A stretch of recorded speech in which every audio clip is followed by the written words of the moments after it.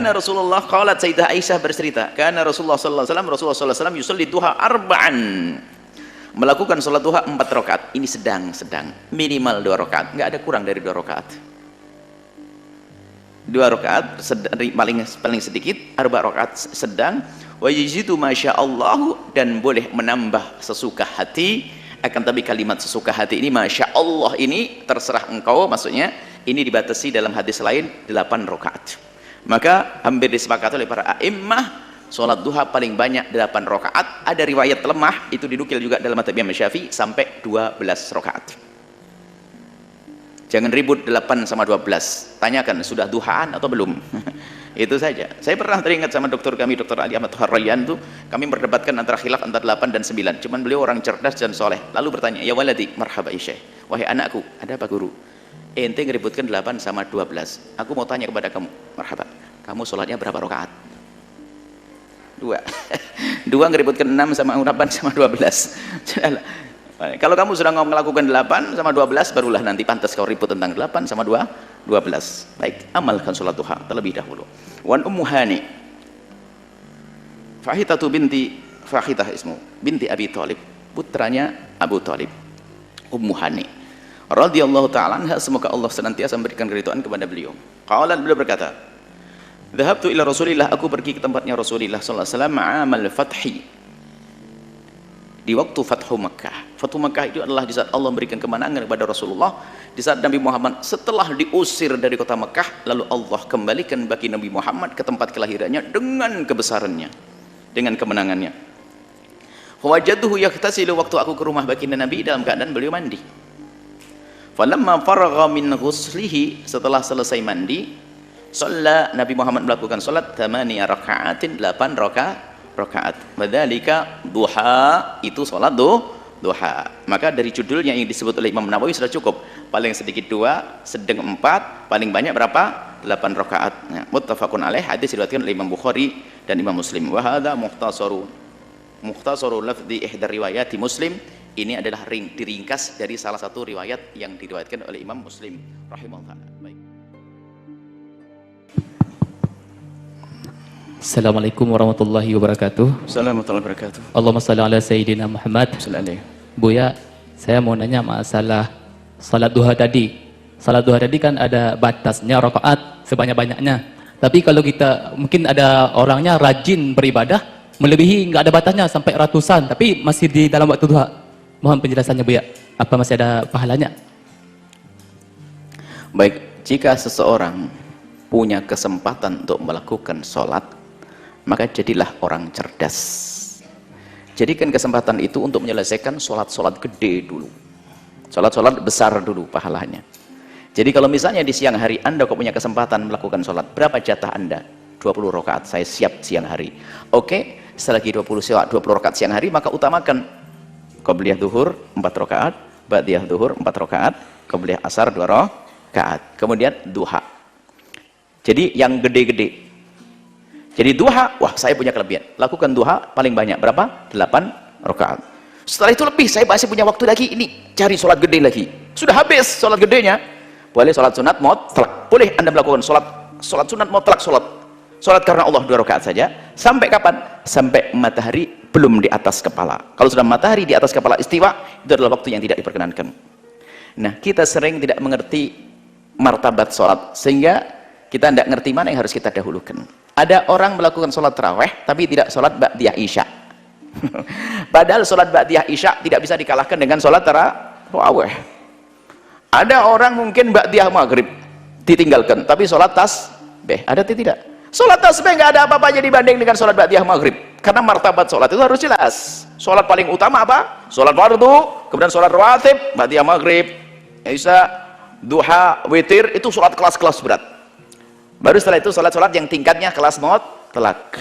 Seperti sholat mutlak, seperti sholat tasbih dan sebagainya, itu martabat mutlak. Baik, seperti itu ya. Jadi sholat-sholat yang Anda inginkan boleh, asalkan bukan di 5 waktu. Selain daripada sholat yang ditentukan tadi, boleh Anda perbanyak sholat sehari, Anda sholat terus boleh sampai sebelum matahari di atas kepala kita, sebelum waktu istiwa. Sholat apa? Sholat sunat mutlak. Mutlak itu nggak pakai nama, tidak terikat dengan waktu, kapan saja itu boleh, asalkan tidak di 5 waktu yang diharamkan.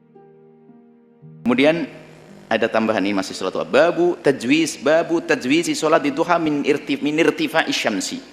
Ini bab lain lagi, bab 207. Bab melakukan salat duha itu setelah tajwizi, setelah melewati irtifa'i syamsi, matahari meninggi.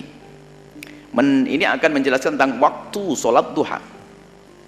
Ila zawaliha, sampai matahari sebelum tergelincir di atas kepala. Selagi matahari belum di atas kepala, maka itu waktu duha. Waktu duha terbentang dari matahari terbit, kita tunggu sejenak sampai setinggi qadra ramhin, itu kalimat Nabi. Qadra ramhin artinya apa? Setelah matahari terbit, meninggalkan landasannya, meninggi, dan antara matahari dengan tanah itu diperkirakan 1 tombak. Itu hanya perkiraan saja. Mungkin sederhananya adalah kalau di bawahnya bisa dikasih matahari lagi, atau kalau menit kurang lebihnya 10-an menit, 11 menit, 12 menit. Maka setelah meninggi itulah waktu duha. Waktu duha. Wal afdal, dan yang paling utama, antusalla, salat duha itu dilakukan indashtidadil harri, waktu mulai panas menguat. Jadi 1/4 siang. Kalau siang dibagi 4, setengah, separuh, setengah, 1/4. Ini separuh daripada jam 6 sampai jam 12 berarti apa? 6 sampai jam 12 itu 6 jam. Berarti 6 jam, ya 3 jam. 3 jam setelah matahari terbit. Kurang lebihnya seperti itu. Itu adalah waktu yang paling tepat. Paling bagus kita kalau ingin melakukan sholat duha. Wartifa'id duha, dan setelah meningginya waktu duha. Jadi setelah meninggi, mulai meninggi, itulah paling bagusnya. Paling meninggi dan mulai memanas. Waktu duha adalah di saat matahari mulai meninggi, meninggalkan landasannya setinggi ramah, setinggi tombak. Kemudian setelah itu meninggi lagi dan mulai panas. Itulah waktunya sholat, waktu utama sholat duha. An Zaid bin Arqam radhiyallahu ta'ala anhu, dari Sayyidina Zaid bin Arqam, semoga Allah senantiasa memberikan keridhaan kepada beliau, annahu ra'a qauman, beliau melihat satu kaum yusalluna minad duha, melakukan salat duha. Faqala, kemudian berkata, kemudian Sayyidina Zaid berkata, amalaqat alimu anna salata fi khairi hadis afdal. Apakah mereka itu tahu bahwasanya selain waktu ini ada lebih bagus? Jadi ceritanya begini, Zaid bin Arqam melihat orang melakukan sholat duha itu awal-awal, habis matahari terbit langsung melakukan matahari terbit, setelah meninggi sekitar 10 menit tadi tiba-tiba langsung sholat. Kemudian Sayyidina Zaid bin Arqam menegur, apakah mereka tidak tahu bahwasanya ada waktu yang lebih bagus daripada waktu saat ini? Lalu Sayyidina Zaid bin Arqam menukil, inna Rasulullah, sesungguhnya Rasulullah SAW qala, bersabda, sholatul awwabina, sholat awwabin. Jadi sholat awwabin itu, sholat duha itu disebut juga sholat awwabin. Awwab itu artinya orang kembali kepada Allah. Sholatnya orang yang tobat, sholatnya orang yang rindu kepada Allah, itu namanya sholat awwabin. Dan takbir Nabawi, ungkapan dari Nabi, sholat awwabin itu adalah sholat duha. Di sana ada pendapat sholat awwabin adalah sholat yang dilakukan beberapa rakaat setelah maghrib. Akan tapi lihat, ini adalah langsung lafaz dari Nabi, sholat awwabin adalah sholat duha. Yang menjadikan sholat awwabin adalah bainal isya'aini, antara maghrib dengan isya, 2-6 rakaat, tidak ada masalah. Cuma tidak bisa mengalahkan awwabin ini, makna ini, karena ini adalah dari baginda Nabi SAW. Awwabin, sholatnya orang yang kembali kepada Allah. Yang sedang sholat duha ini namanya orang awwabin, tandanya orang tobat beneran itu. Kalau sudah mulai rindu salat duha itu. Hina tarmadul fisalu, mulai memanasnya. Al-fisal itu anak unta. Al-fisal anak unta itu, sebab unta itu, kalau yang pernah umroh, semoga bisa umroh yang belum. Kalau anda pergi kemana itu lupa saya, ke daerah. Kalau ke Arafah itu keliling-keliling, biasanya langsung ke susu unta. Lumayan anda tahu panasnya di sana nanti. Jadi anak unta itu kan dijemur. Jadi kalau sudah mulai jam 9 kelihatan pundaknya anget. Nah, itulah waktunya sholat duha yang lebih bagus. Dikatakan yaitu mulai meninggi 1/4 tadi. 1/4 dari siang itu. 3 jam dari waktu terbit matahari, kurang lebihnya seperti itu. Yarmadu bi fathit ta'i wal mim, yarmadu.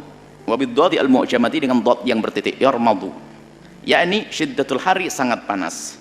Wal fisal jam'u fasil wa huwa as-saghir minal ibil. Fasal itu jam'a fisal, jamak fasil, yaitu onta kecil.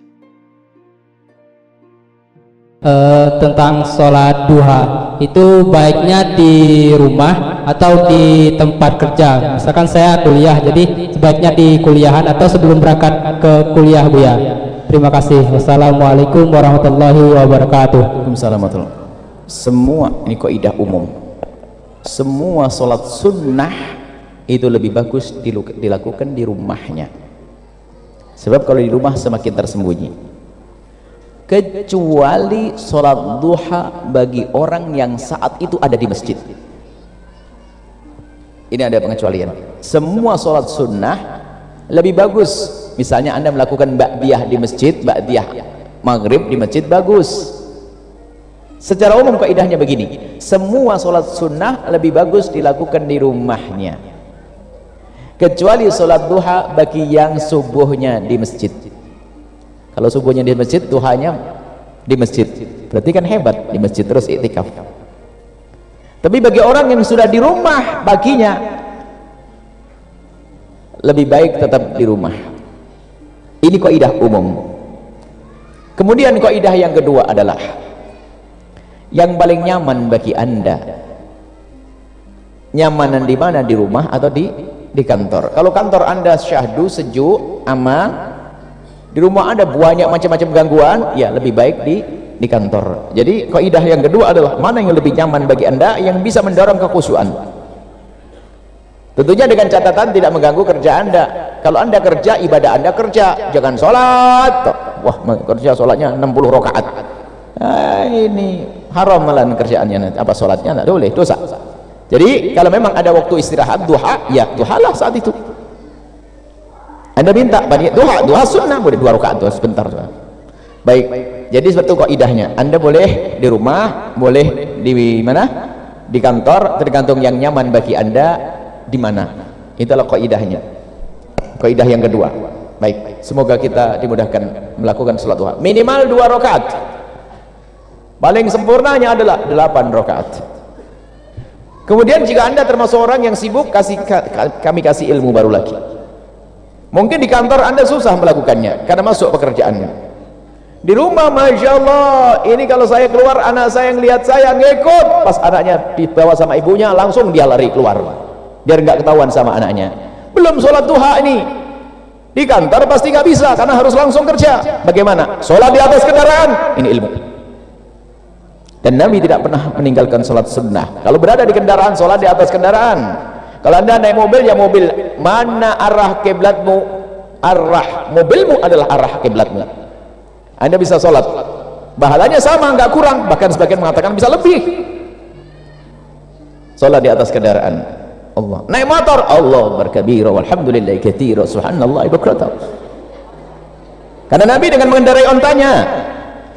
Jadi kalau orang punya ilmu itu enak. Nggak kebayang Anda bisa sholat sehari 200 rakaat, nggak kebayang, kecuali orang yang punya ilmu. Di atas mobil, perjalanan 20 menit bisa 20-30 rakaat. Anda coba sholat di atas mobil 20 menit. Kalau Anda dari Cirebon ke sini itu 1 jam 10 menit, 1 jam lah. Itu kalau Anda melakukan sholat bisa 70 rakaat itu. Allahu Akbar. Masya Allah. Ini orang punya ilmu tuh enak. Anda pulang kerja, Anda pastikan ngambil wudu sebelum pulang kerja. Naik angkot, ada orang yang nggak ngerti, wah ini sesat ini. Bahkan mungkin yang melakukan sholat masih ragu, makanya Anda tidak berani, yang dipikir takut dibilang sesat kan. Repot ini. Ini Nabi pernah melakukan, jangan ragu. Allahu Akbar. Jadi duha masih bisa dilaksanakan. Bukan saja duha, sholat apa saja. Mungkin di sebuah perjalanan suaminya bilang, ayo cepat Mi berangkat, telat nanti. Iya bah, sholat fardu dulu. Sunnahnya di atas kendaraan. Kemudian ada punya wudhu, sayang daripada komentari, oh jembatannya kok cepet banget, gedungnya kok ngapain ngomongin itu. Sholat. Ya, apalagi waktu macet, daripada ribut macet, biarpun ada teriak nggak bisa laju, tetap sholat. Pindah. Macet bukan berhenti. Kalau berhenti nggak boleh, harus menghadap kiblat. Kalau berhenti, maksudnya sengaja berhenti, itu nggak bisa dalam keadaan. Tapi kalau macet, ada bukan niat berhenti, masih sah. Sesuai arah kiblatmu adalah arah kendaraanmu. Itu hanya sholat sunnah saja. Mudah kalau punya ilmu.